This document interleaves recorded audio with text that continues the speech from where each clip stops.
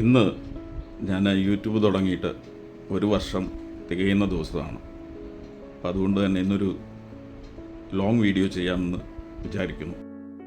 എല്ലാവരും കരുതുന്ന പോലെ അപകടമല്ല എൻ്റെ ജീവിതത്തെ തകർത്തത്. 1994 ജനുവരി 14 എനിക്ക് ആക്സിഡൻറ്റ് സംഭവിച്ചു.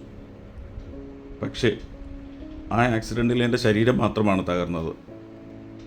അതിന് കൃത്യം 3 വർഷം മുമ്പ് 1991 ഏപ്രിൽ 4 എൻ്റെ അച്ഛൻ ഒരപകടത്തിൽ മരണപ്പെട്ടു. അതാണ് എൻ്റെ ജീവിതം തകർത്തെറിഞ്ഞത്. അന്ന് എനിക്കറിയില്ലായിരുന്നു 3 വർഷത്തിന് ശേഷം മറ്റൊരപകടത്തിലൂടെ എൻ്റെ ജീവിതവും മാറിമറിയുമെന്ന്. അതിനുശേഷം ആശുപത്രികൾ, ശസ്ത്രക്രിയകൾ, വർഷങ്ങളോളം നീണ്ട ചികിത്സ, എല്ലാറ്റിലും കഴിഞ്ഞമായത് ഫിസിയോതെറാപ്പിയായിരുന്നു. ഓരോ ദിവസവും അസഹ്യമായ വേദന.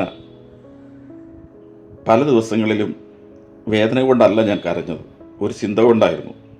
അച്ഛൻ ഇന്നുണ്ടായിരുന്നെങ്കിൽ എൻ്റെ കൈപിടിച്ച് മോനെ ഒരു തവണ കൂടി ശ്രമിക്കൂ എന്ന് പറഞ്ഞേനെ.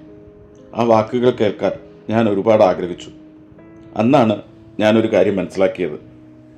ജീവിതത്തിൽ ഏറ്റവും വലിയ ശക്തി പണമല്ല, പദവിയല്ല, പ്രശസ്തിയല്ല, നമ്മളെ പൂർണ്ണമായി വിശ്വസിക്കുന്ന ഒരാളാണ്. അങ്ങനെ ഒരാൾ കൂടെ ഉണ്ടെങ്കിൽ വേദനയും ചെറുതാകും, ധൈര്യമോ വലുതാകും. ഇന്നും ഞാൻ വിശ്വസിക്കുന്നു, എൻ്റെ അച്ഛനുണ്ടായിരുന്നെങ്കിൽ എൻ്റെ ജീവിതം എളുപ്പമായേനെ എന്നല്ല, പക്ഷേ ഞാൻ ഇത്ര ഒറ്റപ്പെട്ടവനായിരിക്കില്ലായിരുന്നു. ഇന്ന് ഈ വീഡിയോ കാണുന്ന നിങ്ങളോട് ഒരപേക്ഷ മാത്രം. നിങ്ങളെ സ്നേഹിക്കുന്ന ആളുകൾ ഇപ്പോഴും കൂടെ ഉണ്ടെങ്കിൽ അവരുടെ വില അവർ ഉള്ളപ്പോഴേ മനസ്സിലാവും. കാരണം ചില നഷ്ടങ്ങൾ കാലം കഴിഞ്ഞാലും നികത്താൻ കഴിയില്ല.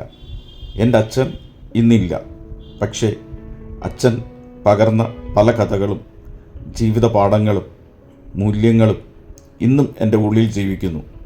അതാണ് എൻ്റെ ധൈര്യം, അതാണ് എന്നെ ഇന്നും മുന്നോട്ട് നടത്തുന്നത്. ആദ്യം സമയം ചെലവഴിക്കാനാണ് ഞാൻ യൂട്യൂബ് തുടങ്ങിയത്.